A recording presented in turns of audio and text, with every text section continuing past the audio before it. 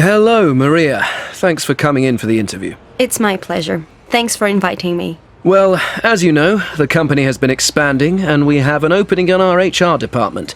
We're creating a new role for someone to lead our training and development within the company. Yes, I very much think that my skills and experience are a good fit for what you're looking for. That sounds great. So, your CV looks strong, though it would be good if you could give us an overview, in your own words, of what you've been doing over the past 4 years or so. Well, in my first job 4 years ago, I was working for a small HR services provider which offered HR services including L&D to corporate clients. Okay, so it was only B2B? Yes, we only offered services to other companies, not B2C. Right. And it says here you then left that company about 3 years ago. Yes, that's right. I was looking for a little more stability and also to be part of a larger organization. So I joined a company with around 100 staff and a small HR team.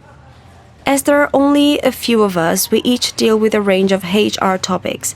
In addition to payroll, one of the areas I was responsible for was learning and development. I see. And so why do you want to change jobs now? Well, I very much like the L&D side of my role, and I've always had particularly good feedback for my work in this area. I believe I excel in that field. So I'm looking to specialize, and as your company has around 2,000 people, right? Yes, that's right. Well, an organization of this size would give me the scope to specialize in L&D. I'm also a big follower of your brand and feel fully aligned with your image and values. Well, that all sounds good. And I can see you have an L&D qualification. Yes, I got a diploma 2 years ago. I am also currently working on a further diploma in psychology with a specific focus on learning and performance management. Very good. Well, it looks like you have the qualifications and experience we're looking for.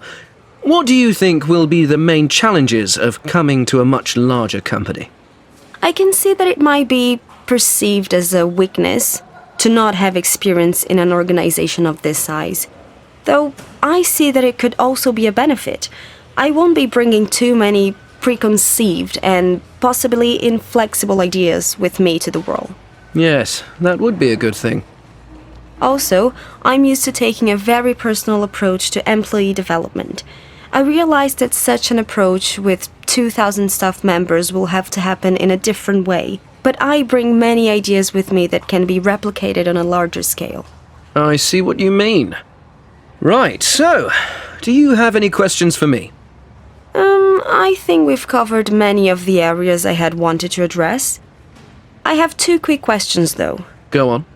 Who would I mostly work with on a daily basis? Well, there's the HR manager, who you would report to, and then the HR team, which currently has 6 people in it. There's usually an intern or 2 who you can get some support from also. Okay, thanks. That's all really clear. And my other question is, how performance in this role will be measured? What does success look like? That's a good question. As you know, we have a performance management system in place, and from that, we have identified some learning and development needs within the organization. But we haven't devised a strategy. Your role would be to devise and then successfully implement this strategy. Thank you. That sounds interesting. Great. So, thanks again for coming in today. We'll be discussing all candidates next week, and then I'll get back to you by the end of next week to let you know the outcome. Thank you for your time. I'd welcome the opportunity to continue discussing this role with you.